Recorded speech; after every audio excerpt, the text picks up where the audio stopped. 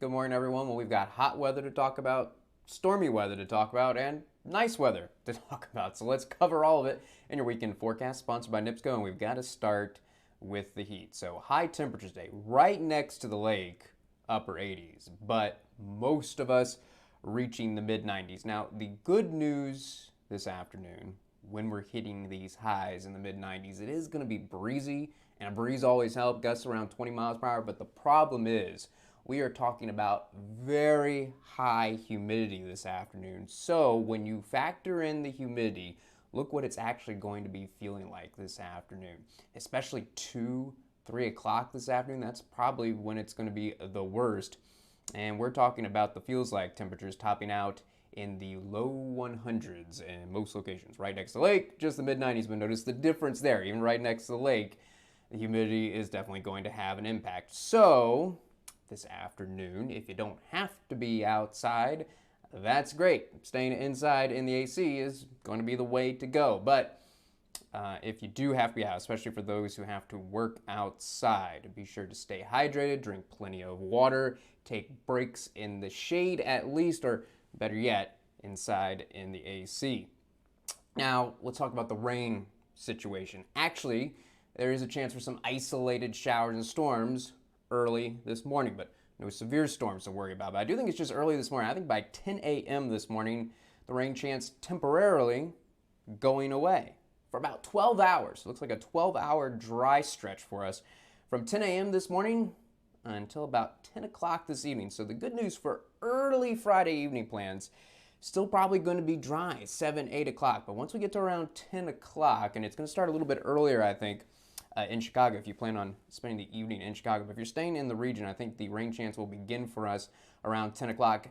And this is going to be the first of 2 cold fronts. Yes, 2 cold fronts that are going to be working over us. And it's this first cold front that I think is going to bring us our best chance of rain. And considering how hot and humid it's going to be during the day, there's still going to be lingering heat and humidity that's going to be fuel for these storms. So we do have to mention there is the opportunity for a few of these storms to overachieve and produce some damaging wind and hail. And the earlier in the night the storms arrive, the more likely they are to be severe. So I'm most concerned probably looking at a window of roughly 10 to 1 a.m. You know, as far as the stormiest period, when that front is going to be right over us in the region, probably midnight, 1 a.m. But notice as we get here at 12:30, see how we're not seeing widespread shades of red, but you see that shade of red showing up in the southern part of the regions? Could we have 1 or 2 severe storms? While most of the storms probably just regular thunderstorms, heavy rain and lightning likely.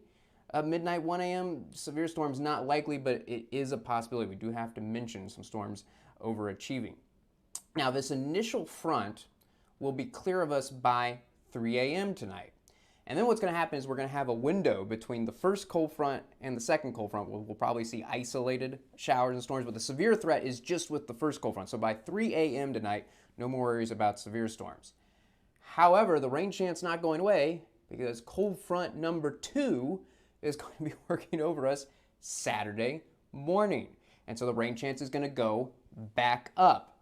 And for Lake Porter and LaPorte County, I think it's back to a good chance of rain during the early morning hours. And now, though I'm not concerned about damaging wind or hail, there is an outside chance we could see a few flooded roads because we'll already have had storms Friday night, and then here comes another round of storms Saturday morning. There wouldn't be severe storms, but heavy rain and lightning, and where the ground is saturated, and especially if it's a low-lying, poorly drained location, a few flooded roads would not be, we're not talking about a widespread flooding situation. So best chance of rain on Saturday for Lake Porter and LaPorte County, early morning hours.